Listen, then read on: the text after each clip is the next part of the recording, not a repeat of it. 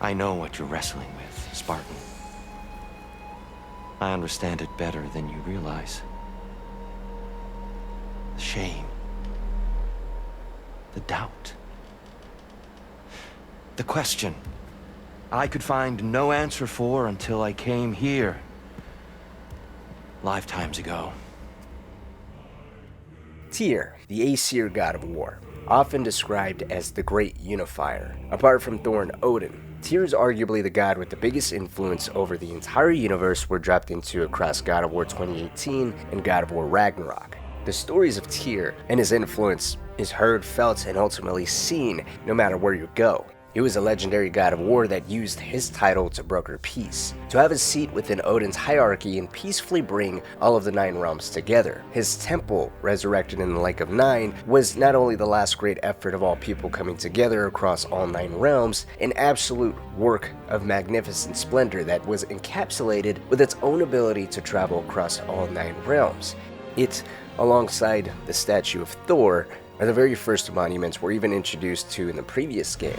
Tyr was loved, respected, and trusted. He was so deeply trusted specifically by the giants that it was through him Odin was even allowed to gain entry into Jotunheim, taking advantage of Tyr's good intentions and the giants' hopeful outlook on peaceful negotiations between them and the Aesir. This resulted only in Odin spying on them, stealing their cherished secrets, and when discovered, unleashing his most brutal enforcer, Thor, upon all of them as retribution for exiling him out of their realm. Feeling responsible and affected profoundly by the suffering of the Jotnar, Tyr would do his best to remedy the situation. He would turn to Laufey, the guardian of the Jotnar, and together the two of them would conceal the realm tower of Jotunheim, preventing any more giant blood being shed at the hands of Odin.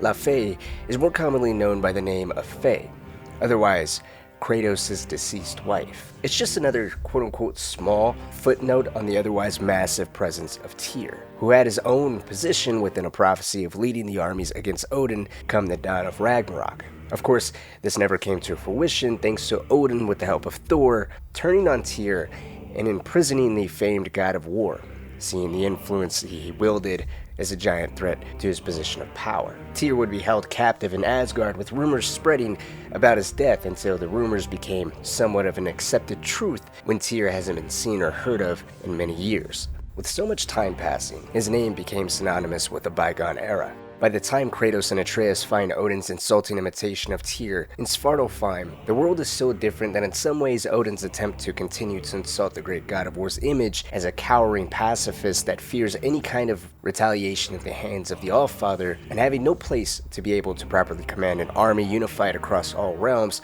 holds some truth. Even when Tyr is eventually freed, following the death of Odin and the fall of Asgard, Tyr himself admits this. He has a bigger presence in folklore, a legend of mythic origin that no longer holds precedence in the world following Ragnarok. He's a pillar of absolute wisdom.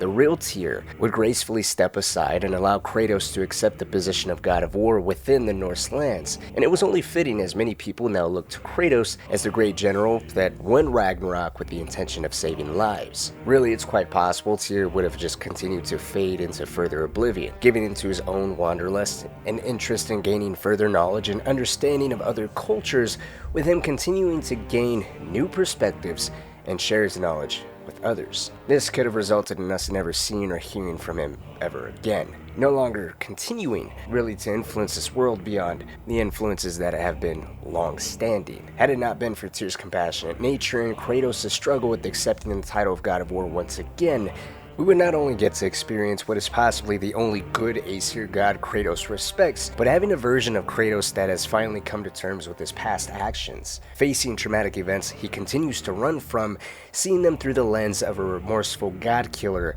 and not out of someone who had no other choice but to do what was necessary to save others. Locked. I don't suppose you'll take that as our cue to turn around and leave? Reatha Sialfor, Sinum Hautum.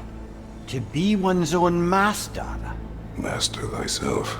A more poetic way of putting it, but yes. After the death of Odin, Freya sought to establish a council comprised of prominent figures from each realm to ensure all of the realms prospered. While each realm took time to establish internal stability, Freya would suggest to Kratos that he become the new god of war for the 9 realms and join her council under said title. He, after all, does make the most sense for the office, as he was the general who led the charge to defeat Odin, making him not only known but widely respected across all of the realms. Now, Kratos had previously held such a position back in Greece. He came to these lands to escape the shame and blood he spilled in those lands while serving underneath that very title, a title he even stole from Ares, marking the title as a symbol of monsters, a symbol and even a word that's quite apparent he struggles to deal with throughout all of Ragnarok. Throughout the entire main game, he continuously makes comments of refusing to march off to war again or killing as someone else's monster. He takes another person's life as a means to help his friends and save his son, nothing more. Of course, that was all before he brought down the established hierarchy and opened up a way to usher in a new era of prosperity.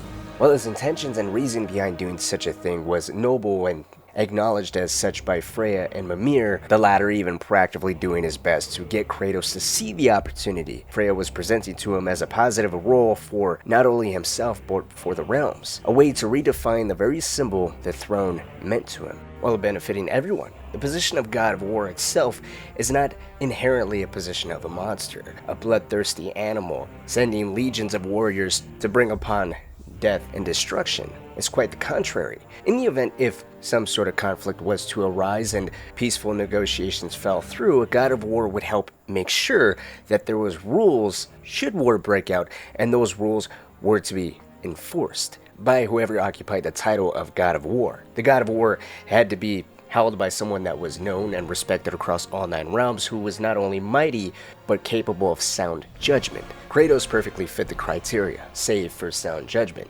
As Tyr would later say, a man at war with himself places a deficit on his focus. He becomes impatient, emotional, and easily surprised. Outwardly, Kratos would have been best to serve, but inwardly, he was not yet prepared to be the god he was expected to be in this position. He could not be when he was still at war with himself, struggling to come to terms with everything that transpired the last time he held that very same title. Ambition is now seen as a poison. His past actions, driven by a crave for power and determination to never lose, led to the actions he would later come to regret and shy away from, all tied to things he just outright rejects now. Despite improving time and again, he's changed, far from the person he was before. The echoes of the God of War title and the past actions intertwined with said title remain, and with that comes increased doubts and hesitancy when a chance to redeem himself arises. All of those avenues led to becoming what is now offered to him. What is offered to him may be totally different now than it was before, with him being loved and highly respected, but none of that changes what he did. He'd pledge himself to Freya's aid in time of need out of love and friendship, but he will not run the risk of becoming that monster once again, or allow others to love and respect him when his past actions are so heinous and inexcusable. Coming here to Valhalla on multiple levels is exactly what he needed. First off, Tier 2 would point out gods like the both of them need to have combat to preoccupy the body while their mind works out the rest. Considering Odin is gone, the realms are at peace, and Atreus is out of the house in search of Loki's destiny, Kratos had nothing to do other than deliberate on Freya's proposition, which already made him extremely uncomfortable. The first few conversations we hear between Mimir and Kratos in Valhalla may actually be the most progress Mimir has made with Kratos on this topic, as Kratos is now finally given some type of distraction to clarify his mind. And thanks to the properties of Valhalla itself, generating unique gauntlets pulled from the deepest recesses of Kratos' memories, like it or not, he is going to have to get to the core root of whatever he's struggling to come to terms with. It's by no means a coincidence that Helios transforms into Mimir when Kratos goes to sacrifice him in order to progress, while offering himself as a sacrifice allows him to finally find Tyr guarding the door that would bring Kratos the peace he needs to be the proper god everyone needs. He's by far the most qualified, like it or not. He just needs to be prepared by way of acceptance and a shift in perspective. Two things that probably would have never been obtained had he not been invited here and done so out of fear and rejection of what Freya was offering and curiosity at who was inviting him here with the opportunity to equally master his past and his future. Dear, why help prepare me to take your old position? Why not fulfill it yourself? You seem capable. To the mortals of these realms, I am an ancient myth, long out of mind. The days I could hope to unify these realms are long past. But they see you as the hero of Ragnarok.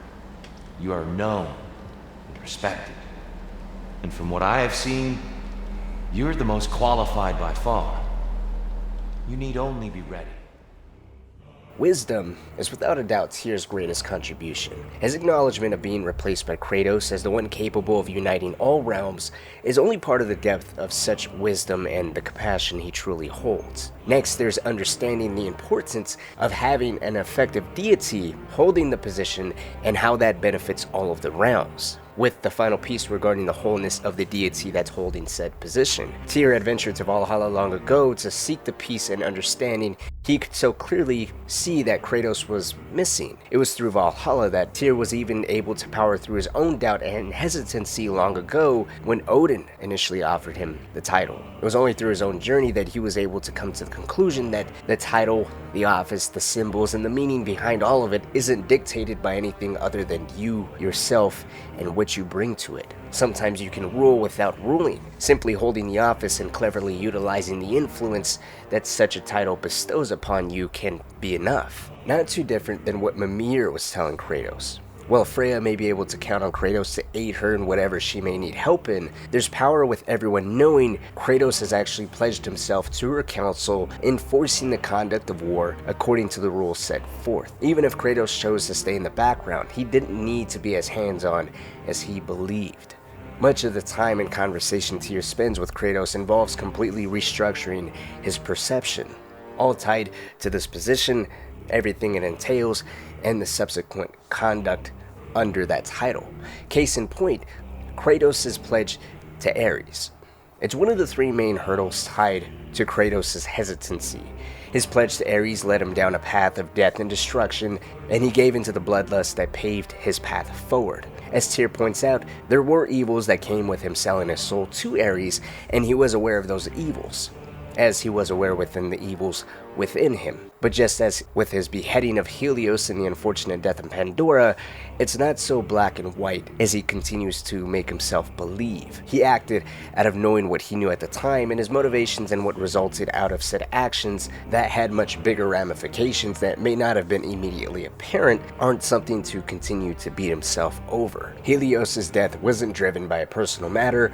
While he may have been ambitious and sought power, he didn't outright sell his soul to Ares strictly for personal glory. And yes, what happened to Pandora and her father was tragic, but he allowed himself to remember her and her story, resonating within him at a time when he believed himself to be most lost, at a time when he was his angriest, his most vengeful, most bloodthirsty. A key to open the box that would, in Helios' words, make the gods more crazy, achieved sentience and spoke to the father that was deep within Kratos, buried under all that pain and all of that torture. Even then, he wasn't completely lost. She touched a part of him, and after all of this time, he held on to her and the reminder she was of what he lost, his daughter Calliope. His pledge to Ares had the motivation of saving his people that he and his army swore to protect, achieving power that saved them in spite of the death and bloodshed that was to come. Because of that very pledge, Helios' death was not only unjust but a complicated one. He saved Kratos once and he did not need to die,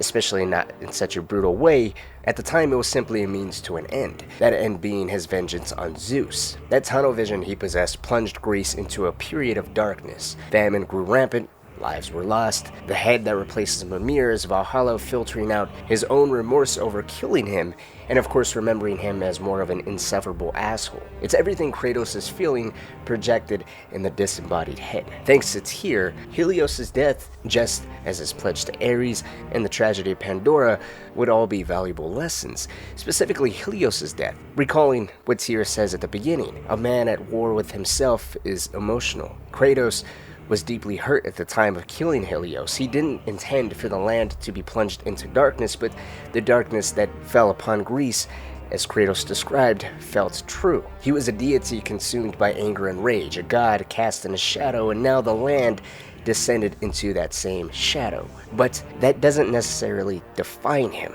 Misfortune can happen to anyone, a darkness that can lead to the greatest degree of cruelty. The only way to avoid such a slippery pit is through vigilance and wisdom. Goodness, as Tyr says, is not a destination you just arrive at, but a practice. Kratos has never been a one-noted person. The bloodthirsty monster everyone else sees, the same one he marks himself as, isn't the whole story behind everything, or even one single thing. Every action he took that was negative either had a good-spirited intention behind it, or a subsequent action that would not excuse anything he's done, but it would at least provide reason to reconsider how he looks at everything that transpired. A proper step in the real exercise, embracing what he did and coming to terms with why he did it. Once he finally confronts his younger self sitting on the throne of Ares, he admits he was cruel, arrogant, selfish, a god of pain, poisoned by ambition. This version of him can't be granted redemption, even he knows he's unworthy of, but it's now his decision to be so much more than he's been held to, no longer running or trying to escape the anchors of his past.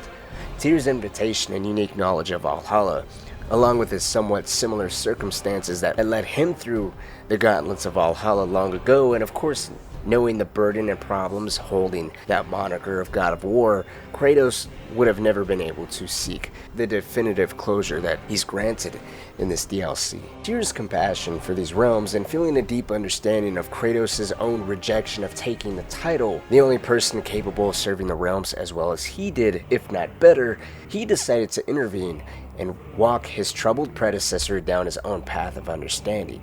As an advisor and incredibly powerful god himself, unless he decides to just vanish or the next God of War game just decides to leave Tyr behind, I expect Tyr's influence to continue to be felt, at the very least as someone Kratos would be grateful to, as he basically lifted a lifetime of shame, misery, regret, basically hiding from everything he's done. He full on left his homeland and entered these realms just to completely escape and try to forget everything that happened. I mean, his remorse was so deep that he tried to keep the fact that Atreus is a god from him, at one point valuing his privacy so much that Atreus' health was on the line. Of course, that's a much deeper conversation and one we'll save for maybe an Atreus video.